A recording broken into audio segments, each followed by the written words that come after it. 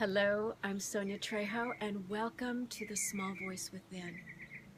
I'd like to begin by sharing with you that the alchemy of hope and healing begins with the belief that you possess the power to transmute the improbable into the extraordinary. I know that we have all experienced that sinking sensation of hopelessness and fear at some point in our lives. For me, my journey began in 1995. 1 month before I was to marry the love of my life, I was diagnosed with progressive multiple sclerosis. And I was given the statistic that I would be in a wheelchair and blind within 10 years. In that moment, I felt all of my hopes and dreams disappear into this abyss of fear and hopelessness. Yet, as I sat there listening to the doctors in anger, disbelief, and shock,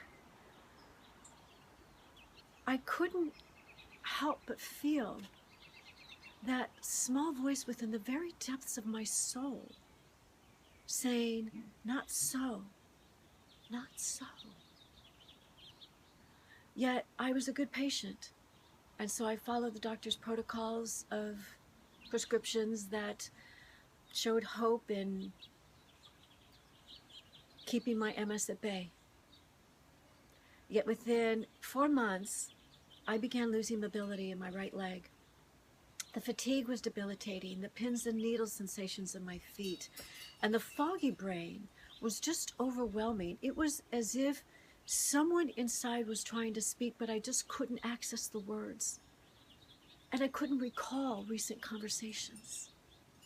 I was terrified. And then one day, a very dear friend of mine who was an Oriental medicine doctor said to me, "You know, Sonia, statistics are based on just 1/4 of the 7 billion people on this planet.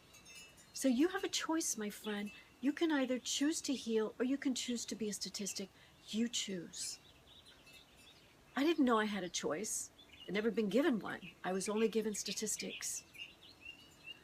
That moment was so profoundly powerful for me that it has held my attention and it has solidified my intentions to this day.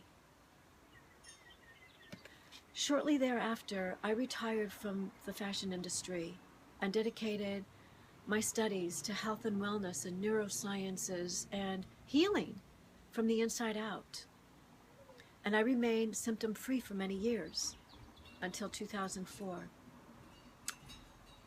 When all of those symptoms that had triggered my diagnoses in the first place came flooding back like a tsunami, I could rationalize that I had been my husband's rock and advocate for a couple of years through his journey with cancer.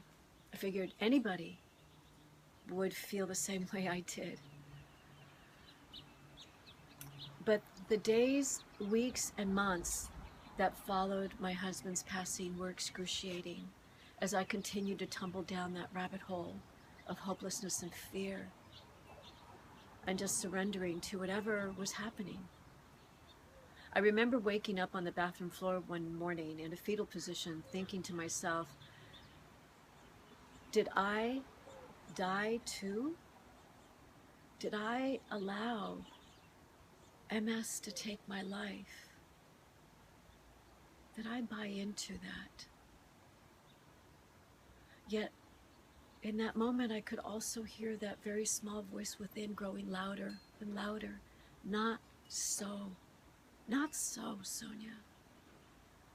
And then, clear as I'm speaking to you now, I could hear my late husband Anson's voice saying to me, "You promised me that you would take care of yourself, Sonia. You have so much more to do. You have so much to offer the world. Promise me you would take care of yourself." In that moment, I made another conscious choice. And I, to this day, have remained symptom-free 20 years after I was given the diagnosis that I would be in a wheelchair and blind. I am here before you, and I am so grateful that I listened to that small voice within. And now I get to share healing from the inside out with so many people. The message I'd like to leave you with is that we all have that small voice within. Some may call it intuition, some may call it a gut feeling. But that small voice within the very depths of your soul is only as small as you allow it to be. Thank you for joining me.